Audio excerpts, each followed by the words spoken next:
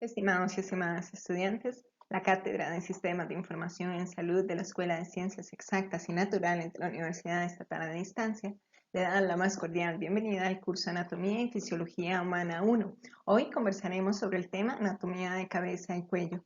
Mi nombre es Carolina Soto Aguilar, soy enfermera y será un gusto acompañarlos. Bienvenidos. Para dar inicio vamos a conversar sobre la cabeza. Dentro de la cabeza se encuentra contenido el cráneo, la cara, cuero cabelludo, dientes, encéfalo, nervios y otras estructuras fundamentales para el adecuado funcionamiento del cuerpo. El cráneo es una estructura ósea que contiene el neurocráneo, que es conocida como una caja craneal o bóveda craneal, que contiene o encierra el encéfalo y las meninges. Vamos a conversar sobre este tema más adelante en el conversatorio. Cuando hablamos de cráneo, no hacemos referencia a la mandíbula, simplemente a las otras estructuras. El esqueleto de la cara, por su parte, está conformado por huesos, por ejemplo, que rodean la nariz, la boca, también las cavidades orbitarias, que es donde se contienen a los ojos. Es importante que sepamos que el neurocráneo en el adulto está compuesto por 8 huesos cuyas características es que son planos, son huesos curvos que están unidos por una sutura fibrosa que durante la infancia corresponde a un cartílago hialino. El esqueleto de la cara como tal está compuesto por 14 huesos irregulares, cada uno con un enlace entre ellos. En relación a los 8 huesos del neurocráneo, o sea, del cráneo como tal, tenemos el hueso frontal, 2 huesos parietales, un hueso occipital, 2 huesos temporales, un hueso esfenoides y un hueso etmoides. Y los huesos del esqueleto de la cara está compuesto por el hueso lacrimal que está contenido en esta zona, los huesos nasales, los huesos maxilares, también el hueso de la mandíbula, los huesos cigomáticos que están ubicados en esta zona, los cornetes nasales inferiores, principalmente. Es muy importante que sepamos que los maxilares son los que contienen los dientes y aportan los alvéolos o las estructuras de soporte, tanto para los dientes superiores como para los dientes inferiores. Estos se forman principalmente en el esqueleto superior de la cara. En cuanto a la cara anterior del cráneo, tenemos entonces el hueso frontal, que es una porción escamosa plana que forma el esqueleto de la frente y se articula en la parte inferior con los huesos nasales y cigomáticos, como se puede visualizar acá. También el hueso frontal se articula con los huesos lacrimales, etmoides y esfenoides. Y una parte horizontal de este cuerpo, que no es muy visible en la imagen, pero es parte de una información importante de la función de este hueso, es que es una parte horizontal, crea una especie de techo para la cavidad craneal, de techo y suelo para la cavidad craneal. En cuanto a los huesos cigomáticos, estos huesos son los que dan la conformación de las mejillas. Se sitúan en las caras, como lo pueden visualizar acá, inferolaterales de la órbita y se apoyan sobre los huesos maxilares. Es muy importante que sepamos que los bordes anterolaterales, tanto sus paredes, el suelo y parte de los bordes infraorbitarios de las órbitas se deben a estos huesos. O sea, la conformación de todas las estructuras anexas se debe a este hueso. Los huesos cigomáticos se articulan con el hueso frontal, con el hueso esfenoides, el hueso temporal y los huesos maxilares. En cuanto al tabique nasal, es importante que sepamos que estas dos estructuras van a dividir la cavidad nasal en un área izquierda y un área derecha y permite también visualizar todo lo que son los cornetes nasales. En cuanto a las estructuras maxilares, las apófisis, como ya bien lo dijimos, alveolares contienen los alveolos y constituyen el hueso que soporta los dientes maxilares. Esto es fundamental que lo conozcamos. En cuanto al hueso mandibular, que corresponde a toda esta área, es un hueso en forma de U, como lo pueden visualizar, que contiene los dientes inferiores, y es muy importante que sepamos que esta protuberancia que se da acá, conocida como la protuberancia mentoniana, es una elevación triangular de este hueso bajo la sínfisis mandibular. ¿Ok?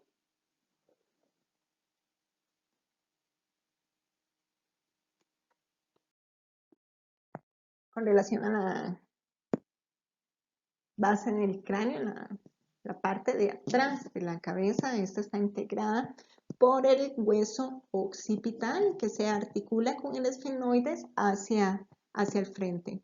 Las 4 porciones del hueso occipital principales corresponden al orificio magno, a los cóndilos occipitales, también a los conductos carotidio, para mencionar algunos.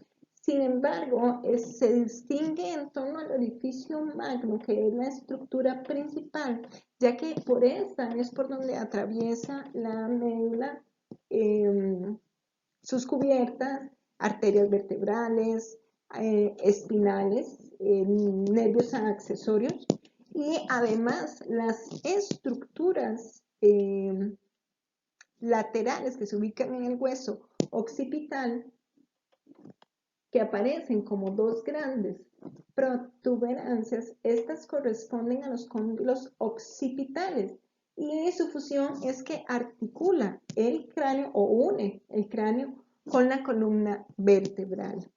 Dijimos inicialmente que el hueso occipital se une hacia el hueso esfenoides. El hueso esfenoides corresponde a un hueso irregular e impar que está compuesto de un cuerpo y 3 pares de apófisis. Estas se llaman las alas mayores, las menores y las apófisis pterigoides. Muy importante es que se extienden, principalmente las mayores y las menores se extienden lateralmente desde el cuerpo. Con relación a lo que es la fosa craneal media o esta visión inferior de la cabeza, vamos a destacar la estructura de la silla turca, que está ubicada por esta zona. Esta es una formación ósea que ocupa la cara superior del cuerpo del hueso esfenoides y está rodeada por la apófisis clinoides anterior y posterior. ¿Cuál es la importancia real de la silla turca? En esta se contienen 3 elementos fundamentales, que es el tubérculo de la silla, que corresponde como a una prominencia o un abultamiento con forma muy pequeña, situada delante de la fosa hipofisiaria. La fosa hipofisiaria es un hundimiento, o sea, ahí es donde se ubica la silla turca, y contiene la glándula pituitaria o la hipófisis del cerebro en el centro. Y además el dorso de la silla turca, que es una porción cuadrada del hueso al cuerpo del esfenoides, que está ubicado posterior a la silla turca.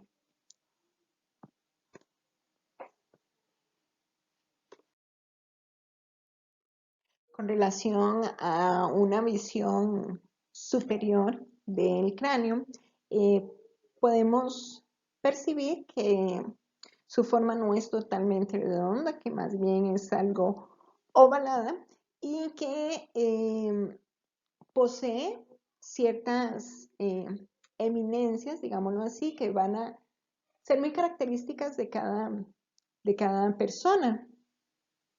Los huesos conforman lo que se llama una calota, que sería el hueso frontal, los huesos parietales y el hueso occipital.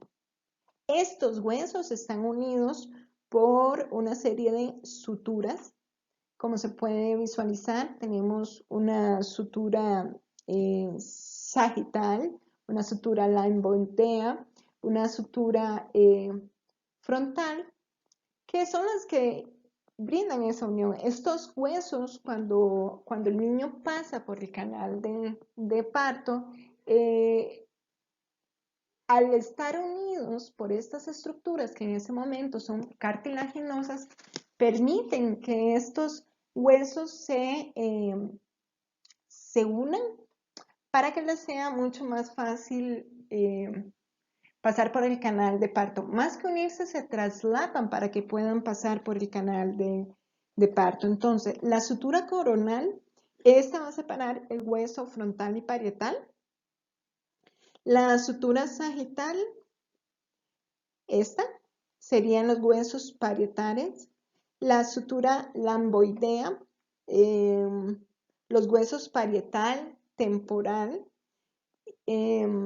del occipital, va a separarlos. Y finalmente, esta zona que está acá se conoce como el brecma, que forma una intersección de la sutura sagital con la sutura coronal. Se reconoce también el vértice, que es una porción más alta del cráneo, que está cerca del punto medio de la sutura sagital, como bien se está marcando acá. Esto nos permite a nosotros ubicar de una mejor manera las estructuras según estas descripciones anatómicas. Vamos a referirnos ahora a la cara. Recordemos que en la cara corresponde a la parte anterior de la cabeza, que está comprendida entre la frente y la barbilla. Los músculos de la cara se encuentran en el tejido subcutáneo y se adhieren a los huesos, a la piel o a la mucosa.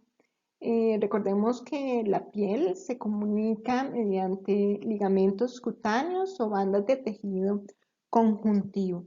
Específicamente, los músculos de la cara van a colaborar a esa expresión facial que expresa emociones o estados de ánimo. Estos van a mover la piel, ya sea al tensar o relajar los mismos. En este caso, la mayoría de los músculos se insertan al hueso directamente o a las fases y sus efectos ocurren, como ya bien lo dijimos, al tensar o relajar la piel. Algunos huesos, algunos músculos a los cuales vamos a hacer referencia, vamos a considerar primero el músculo frontal, del músculo occipitofrontal, que realiza el movimiento de las cejas y la piel de la frente. El orbicular de la boca, comprime y protruye o saca los labios, por ejemplo, cuando vamos a silbar o cuando vamos a realizar un movimiento de aspiración. El músculo elevador del labio superior o del ala de la nariz. Este músculo contribuye a que el labio inferior se levante, perdón, a que el labio se levante o que podamos abrir un poco la nariz. El mentoniano, el que está ubicado por acá, eleva y protruye el labio inferior. El buccinador, como lo podemos visualizar acá, el buccinador, este se va a encargar de presionar las mejillas contra los molares, contribuye también a la masticación, además contribuye a la expulsión del aire de la cavidad bucal o cuando tocamos un instrumento,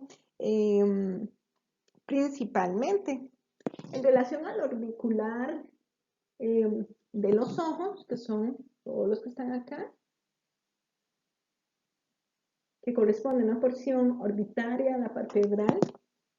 Este se relaciona con el cierre de los párpados, principalmente de una forma suave o con fuerza.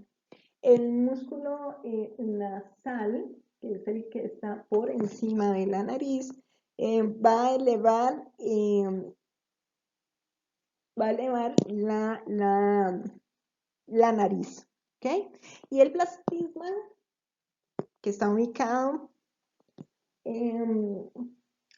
cerca del mentón, realmente su raíz sale del mentón, deprime la mandíbula, tensa la piel de la parte inferior de la cara del cuello. Aquí podemos visualizar también los músculos específicamente del cráneo, que es el músculo occipitofrontal, músculo temporoparietal, que se relacionan mucho también a una descripción de los huesos que ya realizamos anteriormente.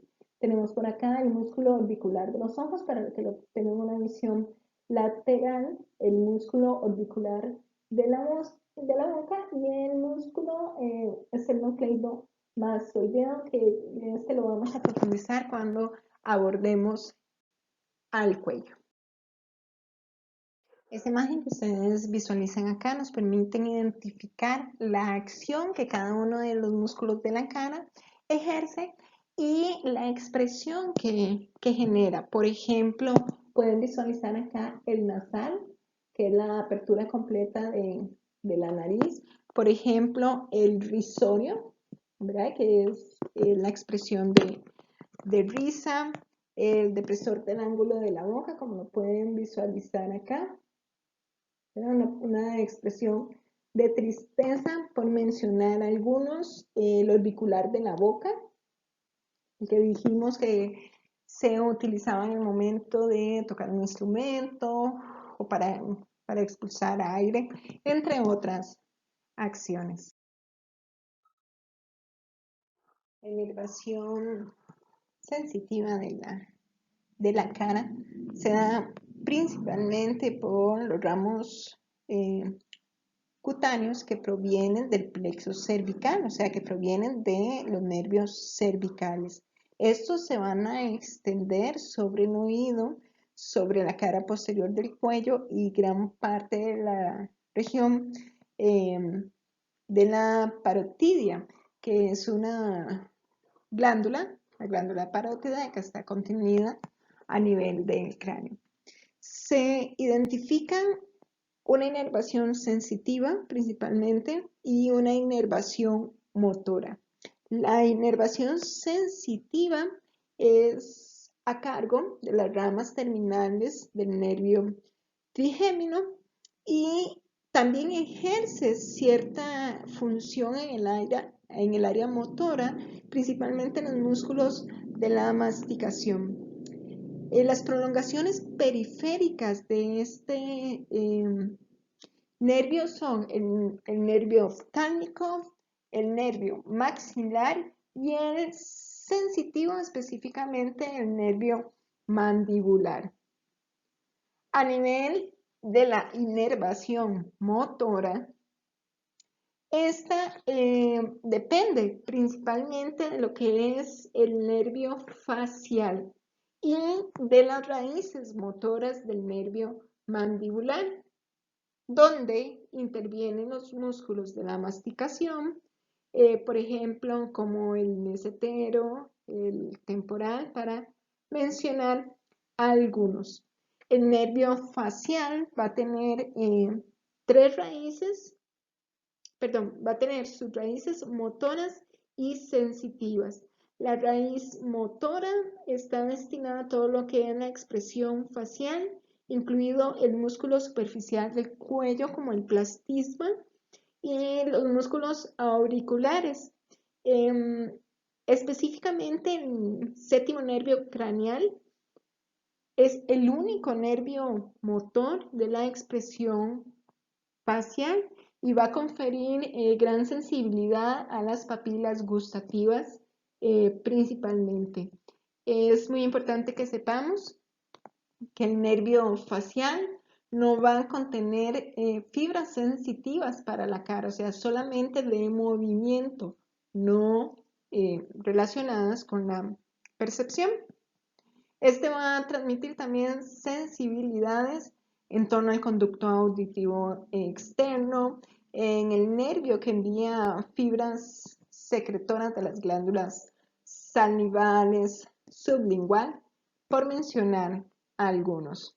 El tronco principal o la raíz del nervio facial se dirige hacia adelante y hacia la glándula parótida y se divide en 5 ramas terminales del nervio facial que corresponden al nervio temporal, que está ubicada cerca de la ceja, al nervio cigomático, cuya rama se puede identificar un poco inferior del ojo.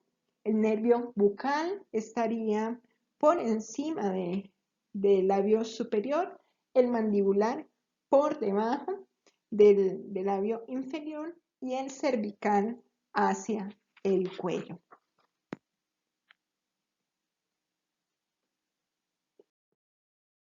En este momento vamos a profundizar un poco más en los nervios de la cara.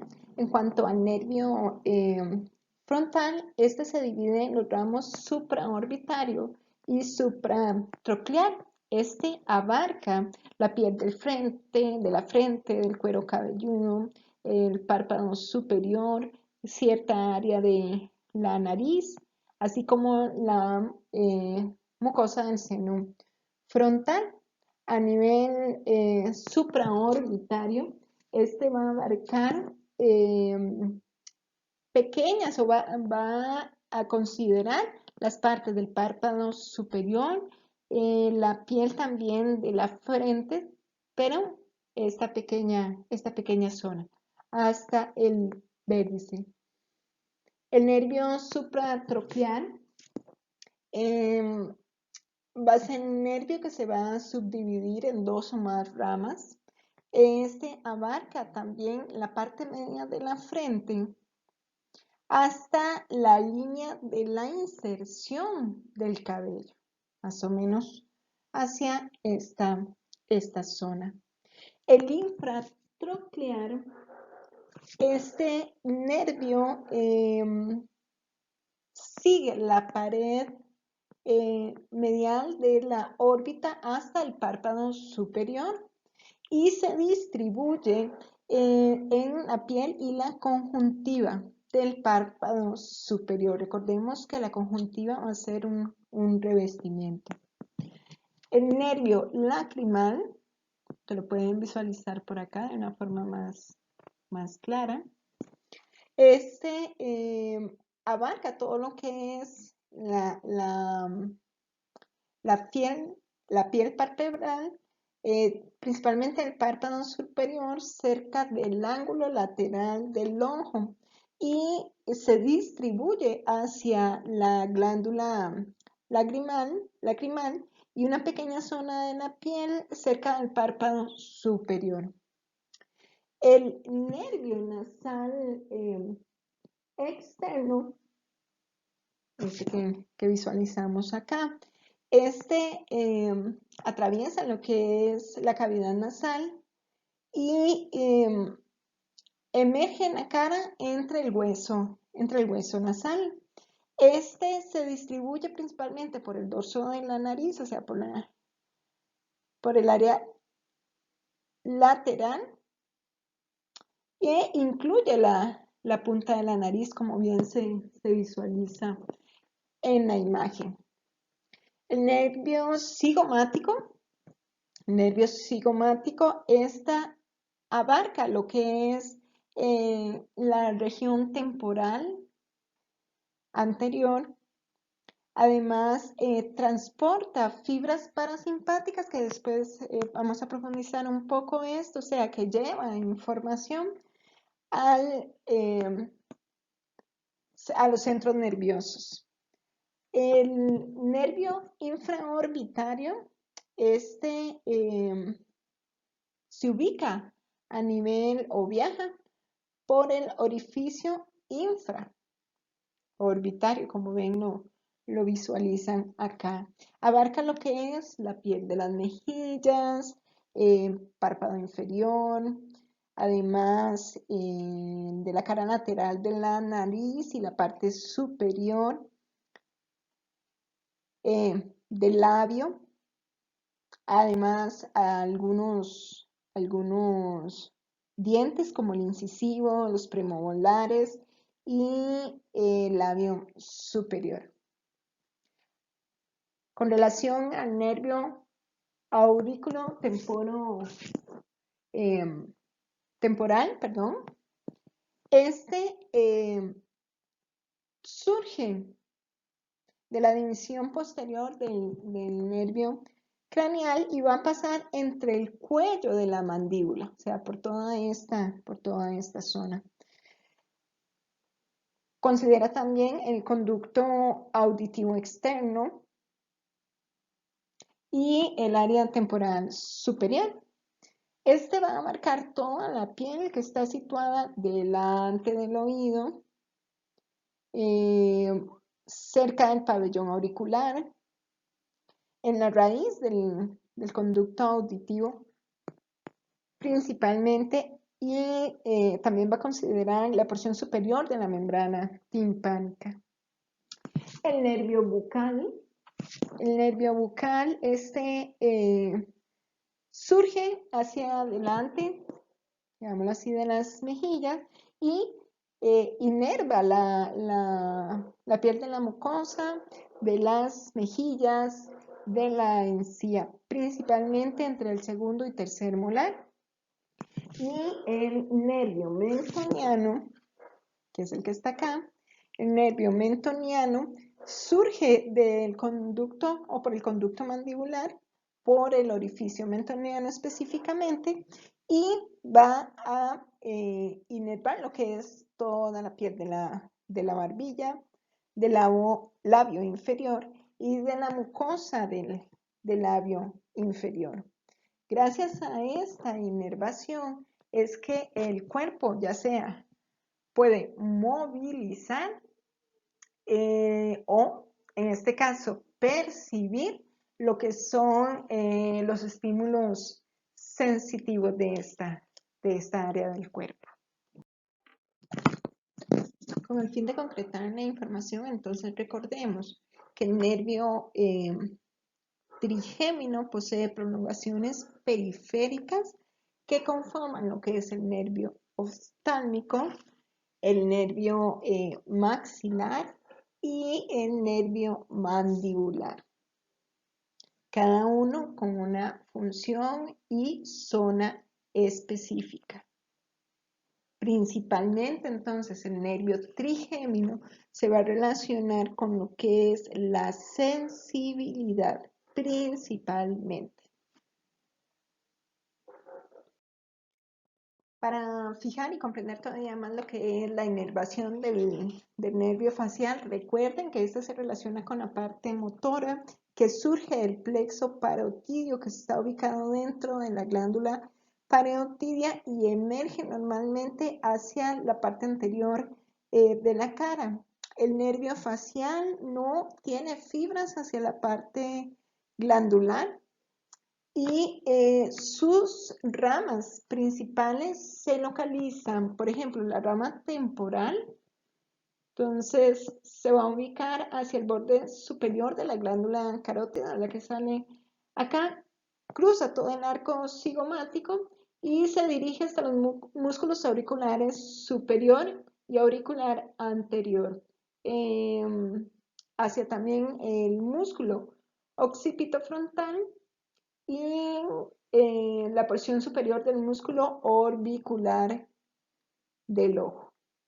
La rama cigomática, que es esta que visualizamos acá, se va a orientar entre, o mejor dicho, por encima y por debajo del ojo, principalmente, o sea, la porción inferior del músculo orbicular del ojo y otros músculos faciales que están ubicados en esta zona. En relación a la rama bucal del nervio facial, esta transcurre por el músculo buccinador e inerva este músculo y el labio superior. En cuanto a la rama mandibular, esta se va a distribuir por el músculo risorio del labio inferior y de la barbilla. Y en cuanto a la rama cervical del nervio facial, esta se ubica por el borde inferior de la glándula parótida y se dirige posterior a la mandíbula. Se distribuyen posteriormente por el músculo platisma o el músculo superficial del cuello. Recordemos entonces que tiene una vinculación principalmente motora. Con relación al sistema arterial y venoso de la cabeza, principalmente lo que es la irrigación arterial va a surgir de lo que es la arteria carótida, que da origen principalmente a todas las arterias. Podemos identificar, por ejemplo, la facial, que es la arteria que irriga principalmente la cara y se ramifica hacia algunas arterias labiales superior e inferior. Por ejemplo, la arteria temporal superficial, como bien la visualizan acá, esta es mucho más pequeña que la arteria carótida externa, pero emerge entre la articulación temporomandibular y el oído externo. Otra arteria de importancia es la arteria temporal superficial, que se ubica dentro de la glándula parótida y esta cruza la cara. En relación o con relación a las venas, es importante que sepamos que estas corresponden a ramificaciones tanto de la vena yugular externa y de la vena yugular interna. Genera ramas comunicantes y venas que van a irrigar las distintas estructuras faciales. Por ejemplo, podemos hablar de una vena supratroclear que comienza en la frente a partir de una red venosa comunicada con afluentes frontales de la vena temporal, la vena facial, por ejemplo, que son dos venas faciales que ocupan principalmente lo que es el drenaje venoso de la cara, que son las que están acá cerca del mentón.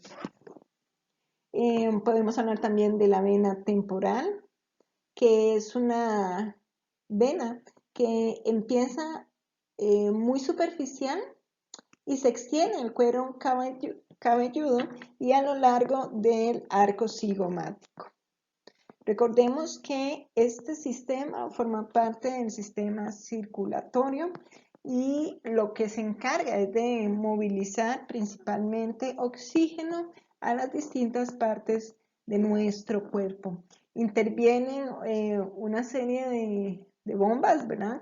Como es el corazón, Y dentro de este hay también una serie de estructuras como por ejemplo las venas que transportan sangre que no está oxigenada y la arteria que sí es la que transporta sangre oxigenada posterior a pasar por el circuito mayor y menor de circulación. Nos vamos a adentrar ahora en el cráneo y vamos a hablar de las meninges craneales, que son estructuras que protegen el encéfalo, que brindan soporte a arterias, a las venas que están contenidas en esta zona. Además encierra la cavidad que contiene el líquido que es fundamental para su funcionamiento. Está compuesta de tres capas principales, que es la dura madre, el aracnoides y la pía madre. En relación a la dura madre, esta corresponde a la capa más externa, en este caso sería la capa de coloración azul. Es una membrana fibrosa, es densa, gruesa y contiene dos capas o dos membranas que se conocen como la capa perióstica externa, que cubre la cara interna del cráneo, y la capa meningia interna, que corresponde a una membrana fibrosa que se continúa en el orificio magno con la dura madre espinal que tapiza la médula espinal, o sea que recubre desde el cerebro hasta la médula espinal. Estas dos capas de dura madre están unidas con mucha fuerza a la base del cráneo y son muy difíciles de separar de los gruesos. Tienen una función importante, por ejemplo, en el momento de alguna fractura, ya que evita que los huesos del cráneo se desprendan con facilidad. Las otras estructuras, la estructura de la capa aracnoides es una membrana delicada en posición intermedia, que en este caso corresponde a la coloración roja. El aracnoides contiene fibroblastos, fibras de colágeno y algunas fibras elásticas. Y finalmente tenemos lo que es la estructura, la pía madre, que es una membrana vascular interna, que en este caso corresponde a una línea delgada que se visualiza ya cercana al cerebro. Es mucho más delicada, muy vascularizada por una red de vasos sanguíneos muy finos. Esta se adhiere a la superficie del cerebro y sigue todo su contorno. Estas meninges contienen lo que es el líquido cefalorraquídeo, que este ayuda a mantener el equilibrio del líquido extracelular del encéfalo. Es un líquido claro, de composición muy similar a la sangre, que aporta nutrientes y no muchas proteínas.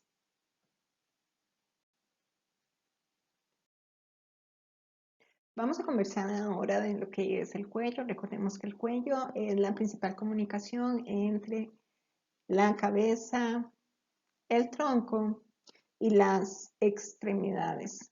El cuello aloja estructuras muy importantes como son músculos, como son la glándula tiroides, algunas arterias y venas fundamentales como son las venas yugulares y las arterias carótidas, que no poseen una protección ósea, por lo tanto pueden lesionarse en algún accidente u otra herida penetrante a nivel del cuello. Con relación a los huesos del cuello, está comprendido por 7 vértebras cervicales, por el hueso hioides, por el manubrio del esternón y por la clavícula. Estas corresponden componentes del esqueleto axial, y las clavículas integran parte de lo que es el esqueleto apendicular. Con relación al hueso hioides, el hueso hioides tiene una importancia, ya que es móvil y se sitúa en la parte anterior del cuello, a la altura aproximada de la vértebra C3. Este está suspendido en un músculo que lo comunica con la mandíbula, la apófisis estiloide, el cartílago de la tiroides, el manubrio del esternón y las escápulas. Por lo tanto, no se articula con ninguno de los huesos. Este mide aproximadamente 2.5 centímetros de ancho con 1 centímetro de grosor. Sus estructuras se dividen en un asta mayor y un asta menor, que es esta pequeña protuberancia que se puede visualizar acá. Estas se unen ya sea posterior o lateral a los extremos del cuerpo mediante fibrocartílagos en las personas jóvenes y en los adultos mediante estructuras óseas. Este tejido fibroso que lo recubre es fundamental para generar esa comunicación de este órgano al cuerpo. Con relación a las vértebras cervicales, ya mencionamos que son 7 vértebras cervicales que encierran la médula espinal y las meninges. A pesar de su vinculación, se distingue una clasificación interna, que son las vértebras atípicas y las vértebras típicas. Dentro de las vértebras típicas reconocemos la tercera, cuarta, quinta y sexta vértebras. Sus características principales es que cuentan con cuerpos rectangulares con apófisis semilunares articulares en las caras laterales, como se visualiza acá. Además, poseen apófisis espinosas bífidas, o sea, separadas, como se visualizan acá. Y poseen un orificio vertebral grande y triangular, principalmente. En el otro grupo se ubica la C1, que se reconoce como Atlas, la cual soporta el cráneo y no posee ni apófisis espinosa ni cuerpo, ¿verdad? En su lugar posee un tubérculo, una protuberancia posterior y anterior. En este caso, entonces, esta sería la protuberancia posterior y esta la protuberancia anterior. Reconocemos en este grupo también la C2 o también la axis, que tiene un diente en forma de una clavija o lo que se conoce como una apófisis odontoide, y es una de las estructuras más fuertes dentro de las cervicales. Y finalmente reconocemos a la C7, que se le conoce también como vértebra prominente. Esto debido a esta apófisis espinosa larga que destaca en su estructura. Esta no es bífida, como bien la poseen las típicas. Además, posee orificios transversarios que dan paso a arterias vertebrales. Al igual que en el resto del cuerpo, el cuello está revestido por una serie de capas o fases que son fundamentales tanto para su protección como para la dirección o propagación de infecciones en esta zona. Se identifica lo que es una fase cervical superficial, que sería la coloración amarilla de la imagen, que que corresponde a una capa fina de tejido conjuntivo subcutáneo que está situado entre la dermis y la capa que recubre la fascia cervical profunda. Esta contiene nervios cutáneos, vasos sanguíneos, vasos linfáticos, además de cierta cantidad de grasa, y en la parte anterolateral va a contener lo que es el músculo platisma. Con relación a la fascia cervical profunda, vamos a identificar tres capas faciales, que es una capa de revestimiento que corresponde a la coloración verde del dibujo, a una capa pretraquial que corresponde a la coloración morada, y a la capa prevertebral que corresponde a la coloración anaranjada.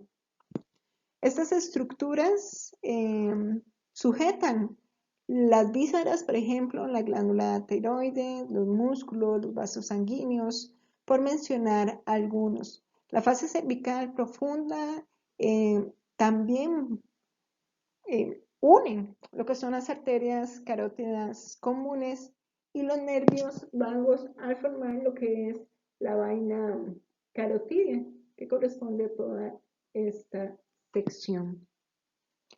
Estas estructuras tienen como función proteger, ya que pueden, por ejemplo, desviar objetos que penetran a esta zona del cuello, como pueden ser cuchillos, o también aportan una capacidad de deslizamiento en la estructura del cuello, ya sea para moverse sin dificultad, como por ejemplo cuando comemos o cuando generamos algún movimiento de nuestro cuello.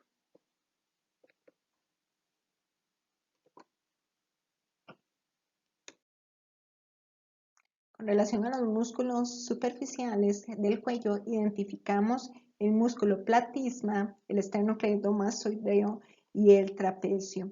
Estos se desarrollan a partir de una lámina continua del músculo procedente del mesenquima del segundo arco faríngeo embrionario. El músculo platisma y faciales están inervados por ramas del nervio facial, y el trapecio y el esternocleidomastoideo está inervado por el nervio accesorio, el onceavo nervio craneal. Las funciones que desempeñan son: el platisma va a disminuir o reducir lo que son los ángulos de la boca, va a ensancharlo también, por ejemplo, en expresiones de tristeza o de temor, o cuando hay un movimiento de dientes. El esternocleidomastoideo, este va a contribuir a los movimientos de inclinación de la cabeza, cuando se flexiona el cuello, cuando se rota la cara o se gira hacia arriba o al lado contrario. Los dos músculos flexionan el cuello y el mentón y también lo impulsa hacia adelante. Y el músculo trapecio, este eleva y retrae todo lo que es la parte escapular, también deprime o baja la zona escapular, o sea, tiene todo el control relacionado a esta zona.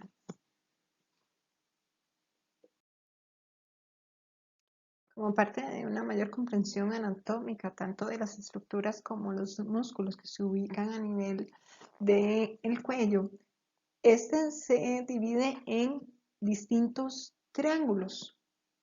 Se identifican entonces el triángulo posterior, en donde se contiene lo que es el triángulo occipital y el triángulo supraclavicular, y el triángulo anterior, que contiene el triángulo submandibular, el triángulo submentoniano, el triángulo carotidio y el triángulo muscular.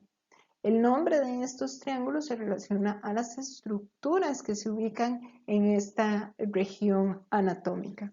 Así, por ejemplo, con relación al triángulo posterior y específicamente en el triángulo occipital, se contienen acá, por ejemplo, la vena yugular, los ramos posteriores del plexo nervioso, troncos del plexo braquial, ganglios cervicales, para nombrar algunos.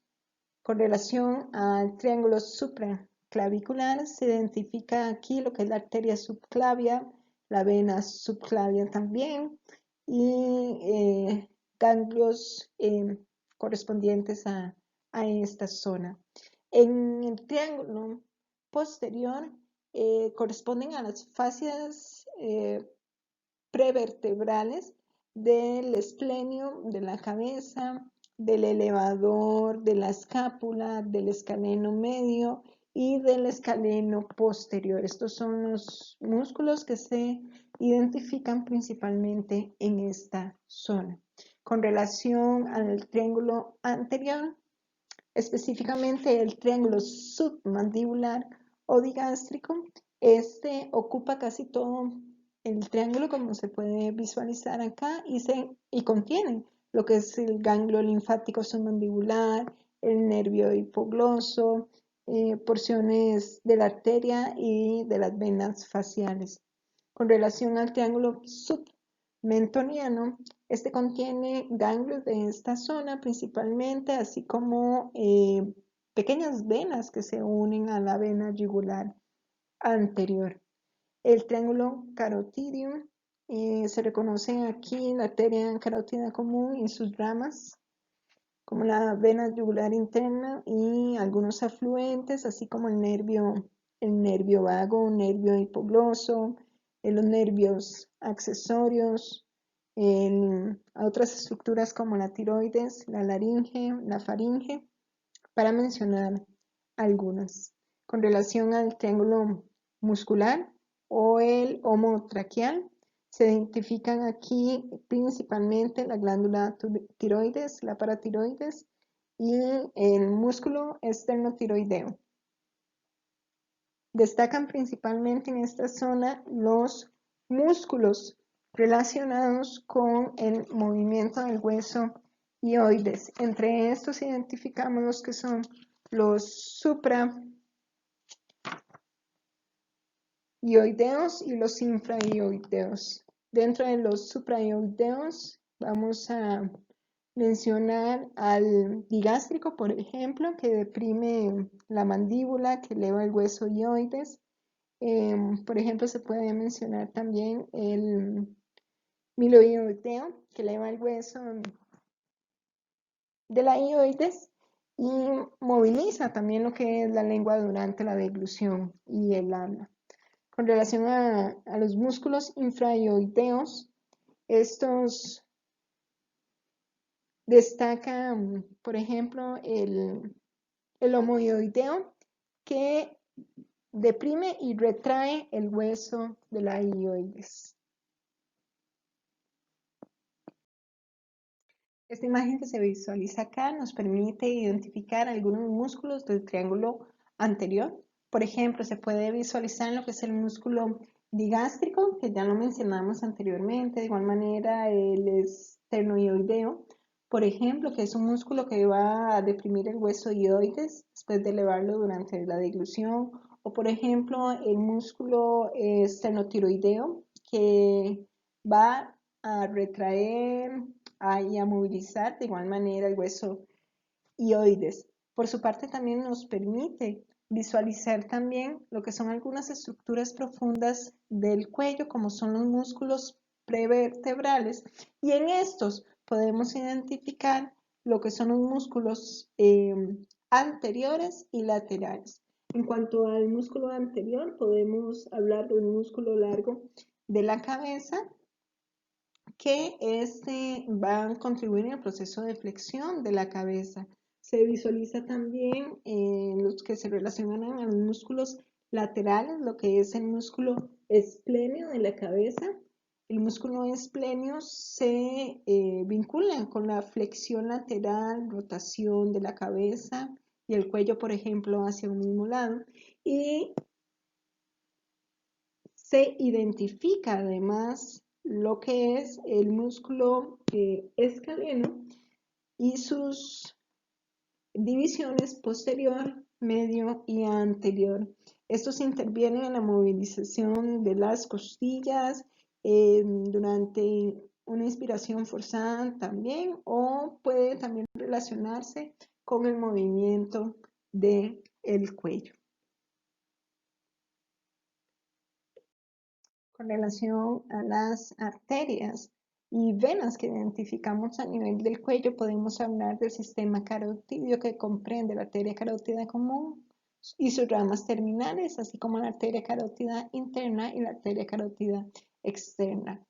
Con relación a las venas, identificamos la vena yugular interna y sus ramas, así como las venas yugulares anteriores. Con relación a la arteria carotidia, es importante que sepamos que esta asciende dentro de una vaina carotidia hasta la altura del borde superior del cartílago tiroides y luego termina dividiéndose en la arteria carótida interna y externa.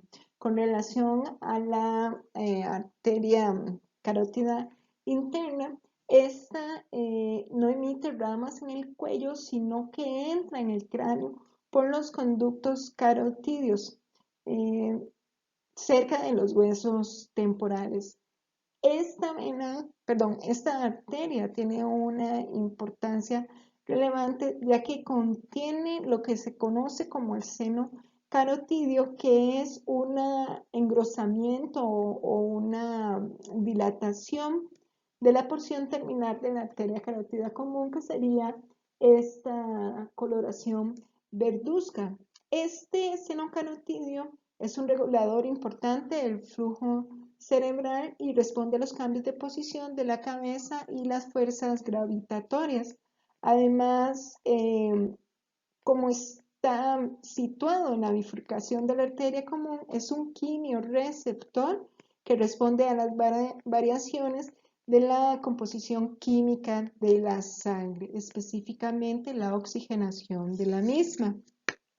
Con relación a la arteria carotidia externa, estas irrigan principalmente las estructuras extracraneales.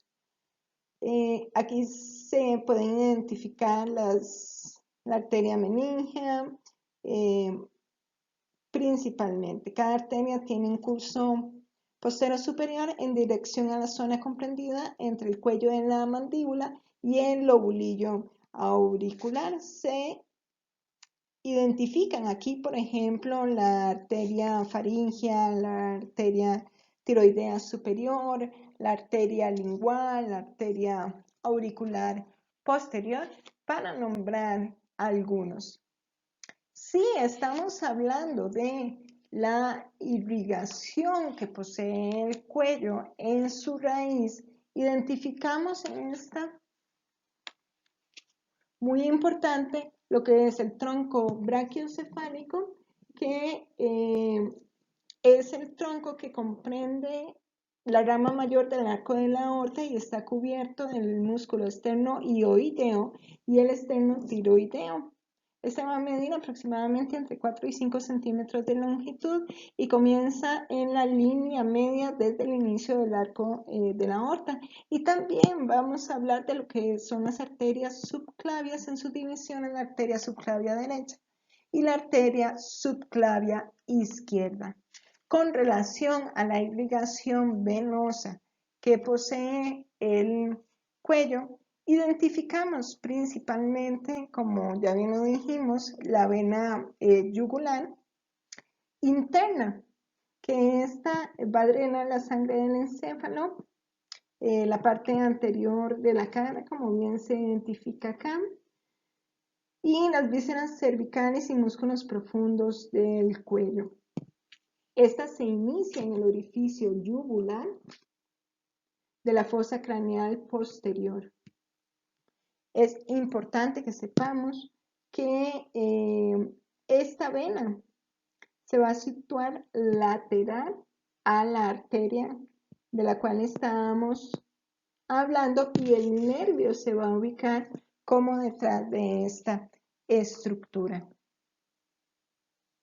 Podemos hablar también de lo que es una vena brachiocefálica y también esta posee en el extremo inferior de la vena yugular interna un bulbo o una dilatación en esta zona que contribuye al flujo de la sangre hacia el corazón y también va a impedir un reflujo venoso que podría sucederse si se invirtiera, por ejemplo, al apoyar el peso sobre la cabeza o incrementar la presión intracraneana. Esto es una especie de control o equilibrio también que brinda el sistema. Muy importante además es recordar que otras estructuras que se ubican a nivel, por ejemplo, de la raíz van a comprender la vena yugular externa y la vena yugular anterior. La vena yugular externa va a drenar la sangre que proviene en su mayoría del cuero cabelludo y de la cara. Y la vena yugular anterior van a ser cerca del hueso hioides, más o menos por esta zona. Y muy importante es que va a descender por el tejido subcutáneo o hacia la profundidad de la capa de revestimiento de la fascia cervical profunda.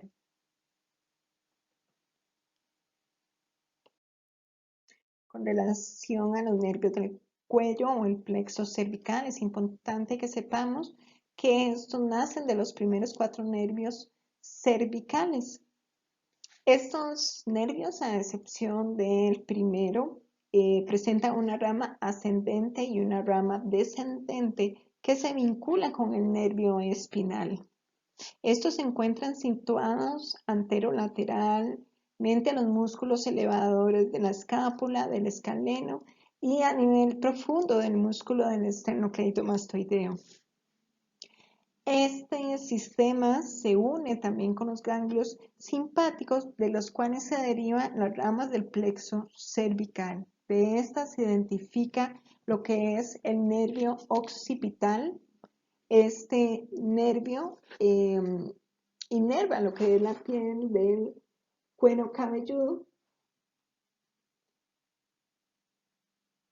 y hacia la parte del pabellón auricular. Se identifica también el nervio auricular mayor, que asciende diagonalmente por el músculo esternocleidomastoideo hasta la glándula parótida.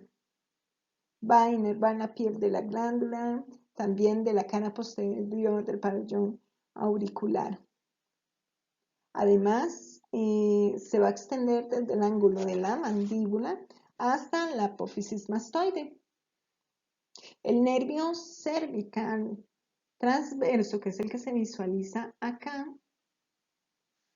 va a inervar la piel que cubre el triángulo anterior, según lo que comentábamos, y este va a incurvar o como recubrir el borde posterior del músculo esternocleidomastoideo. Además, va a cruzar en la profundidad del platisma. Muy importante también se destaca el nervio supraclavicular, que corresponde a un asa o una rama creada entre las ramas ventrales de C3 y C4.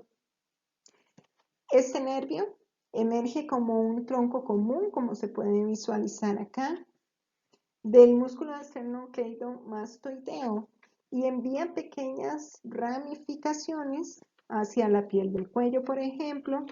Atraviesa también clavícula y algunas se dirigen hacia la piel del hombro. Cobra especial importancia en este conjunto de nervios el nervio frénico, que si bien se origina a nivel del cuarto nervio craneal, también recibe informaciones del tercero y el quinto.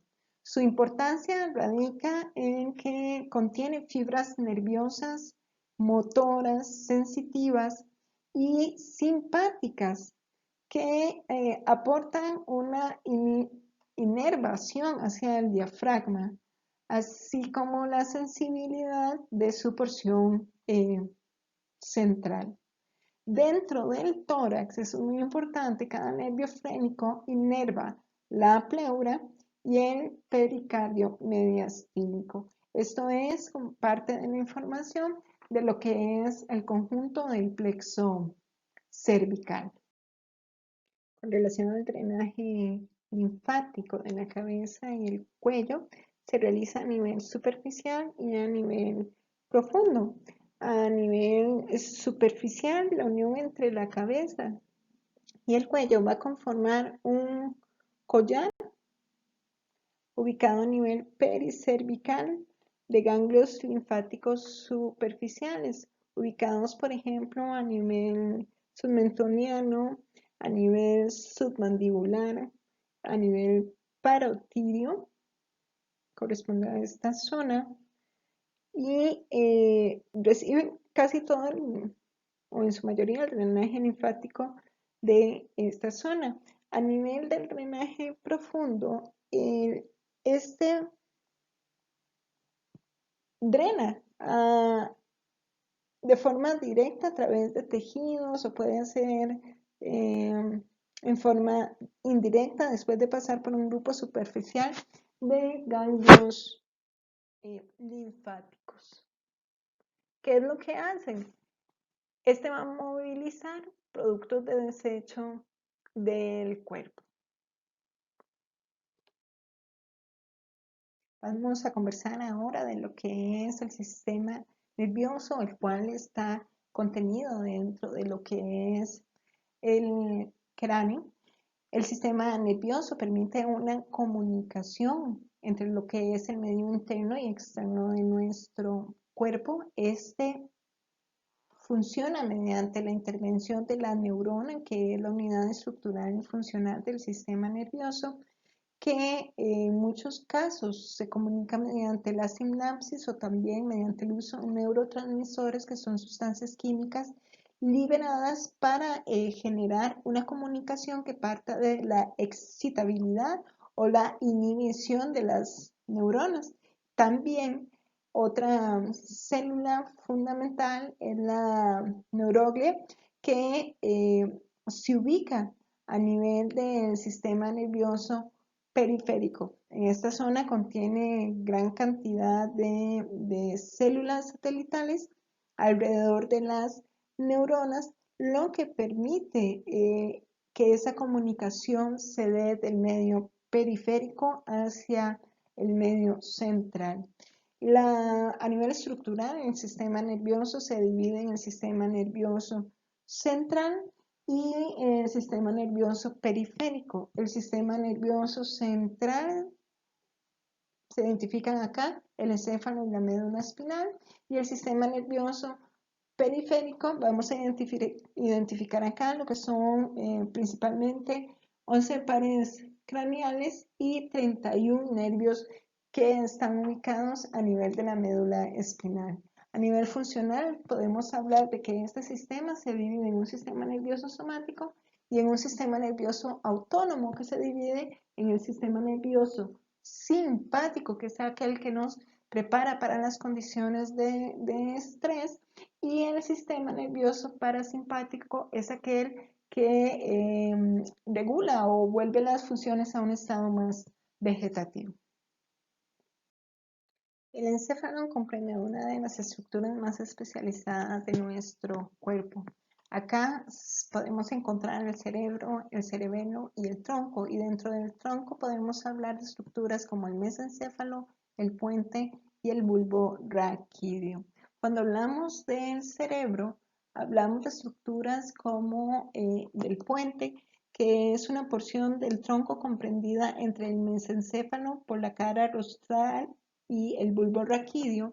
Podemos hablar también del cerebelo y de los hemisferios cerebrales. Con relación al cerebelo, que es la estructura que ustedes pueden visualizar acá. Esta estructura se encuentra dorsal al puente y se extiende de forma lateral. Tiene varios lóbulos separados por fisuras. Muy importante es que llega información sensorial desde la médula espinal e información motora desde la corteza cerebral. Se integra toda la información y se da la coordinación de los movimientos del cuerpo. Cuando hablamos del cerebro anterior, comprendido por el encéfalo y los hemisferios cerebrales, este a su vez se conforma por lo que es el tálamo y el hipotálamo. El tálamo contiene varios núcleos importantes, además de que obtiene o llega a él información sensorial. Y el hipotálamo, por su parte, se localiza por debajo del tálamo, como lo pueden visualizar acá, y tiene una función también muy importante en la regulación homeostática del medio interno del organismo y del comportamiento relacionado con la supervivencia. En relación a los hemisferios cerebrales, estos están formados por la corteza cerebral, por núcleos subcorticales y por la sustancia blanca. Estas constituyen a una de las estructuras más especializadas de nuestro cuerpo y donde se da la integración de información. Muy importante es que el hemisferio izquierdo como derecho se unen por lo que es el cuerpo calloso, que está formado por múltiples fibras nerviosas y axones. Es importante también recordar que las funciones, por ejemplo, del hemisferio izquierdo se relacionan principalmente a la parte verbal, mientras que el hemisferio derecho se relaciona a las expresiones o a las funciones no verbales. Muy importante recordar que debido a que el encéfalo cumple con una de las funciones más importantes, este cuenta con una vascularización especializada que proviene principalmente de las arterias carotídeas interna y vertebral. Se unen a estas también la arteria basilar, como lo pueden observar acá, que recibe su nombre principalmente por la relación tan íntima con la base del cráneo. A estas estructuras, a la carótida interna, a las carótidas vertebrales, se unen también las arterias cerebrales. En estas podemos conversar de lo que es la arteria cerebral anterior, que se distribuye por la mayor parte de la cara medial y superior del cerebro. Hablamos también de la arteria cerebral media, que perfunde la cara lateral del cerebro, y la arteria cerebral posterior, que se distribuye por la cara inferior del cerebro y el polo occipital. Estas estructuras se anastomosan y generan un círculo arterial del cerebro o un circuito especializado, comprendido principalmente por lo que son las arterias cerebrales posteriores, las arterias comunicantes posteriores, la arteria carótida interna, como se puede visualizar acá, y las arterias también comunicantes anteriores. Esta estructura que se conforma es una estructura que constituye una vía importante de circulación lateral en caso de que alguna de las arterias principales sufra de una obstrucción, como por ejemplo si la persona sufriera un accidente cerebrovascular.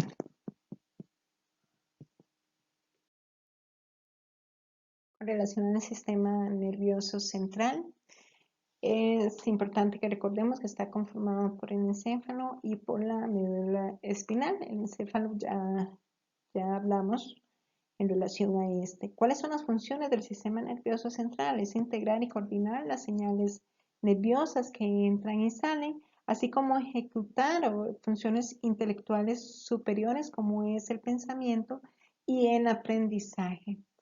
Este está comprendido por 31 pares de nervios espinales, que 8 son cervicales, 12 son torácicos, 5 corresponden a lumbares, 5 son sacros y 1 corresponde al coxigio.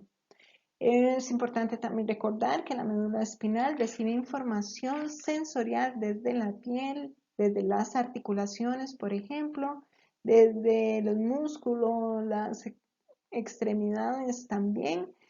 Contiene neuronas motoras responsables de los movimientos tanto voluntarios como reflejos.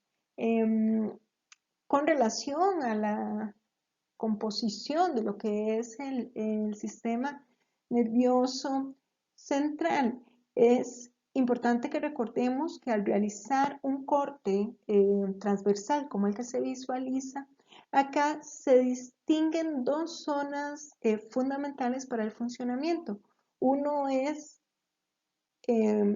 una sustancia gris, se puede visualizar acá, y otra una sustancia blanca. La sustancia gris es la zona central que posee la forma de una H o una mariposa y acá contiene las interneuronas, las dendritas, los cuerpos celulares. Recibe este nombre porque las fibras que se contienen acá no son mielinizadas. Cuando hablamos de la sustancia gris, esta está rodeada de una sustancia blanca, la cual contiene axones mielinizados. ¿Qué quiere decir esto? Que son los que transmiten la información y recorren la médula espinal. Esta información va a ir desde lo que es el cerebro a la médula, de la médula al resto del cuerpo, o puede ser que venga del cuerpo, ya sea por un estímulo interno o un estímulo externo, que asciende por medio de la médula espinal hacia el cerebro.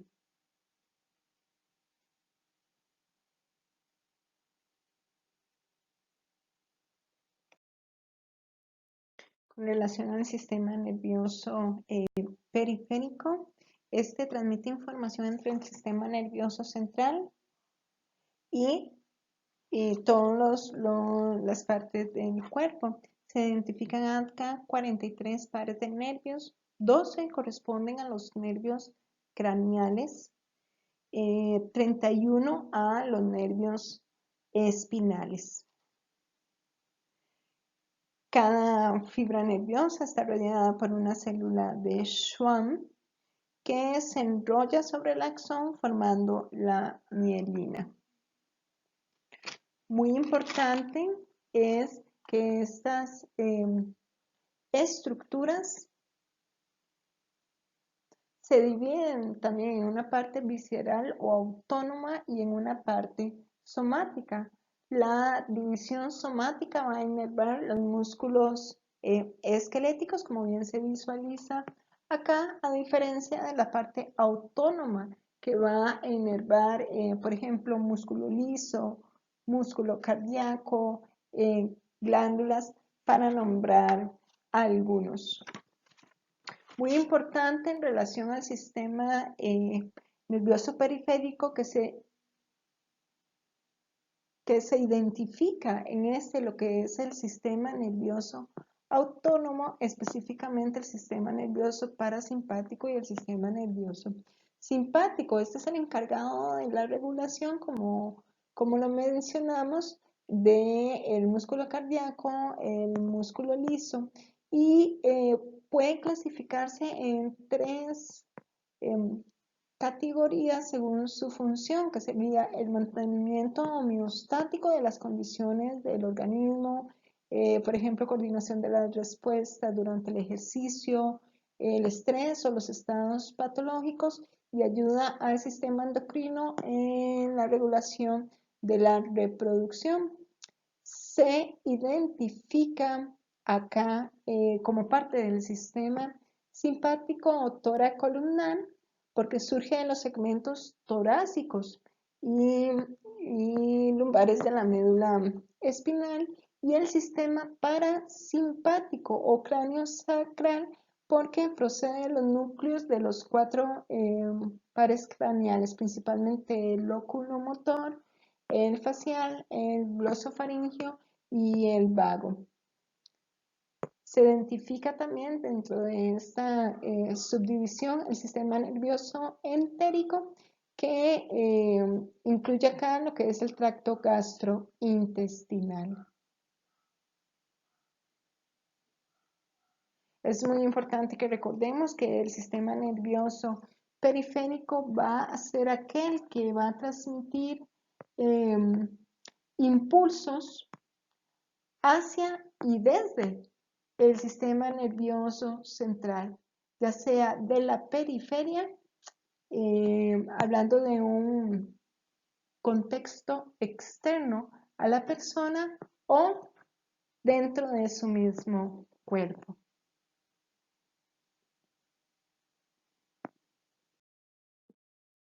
Y esto sería todo. Les agradezco su atención y espero que este recorrido haya sido para su crecimiento profesional.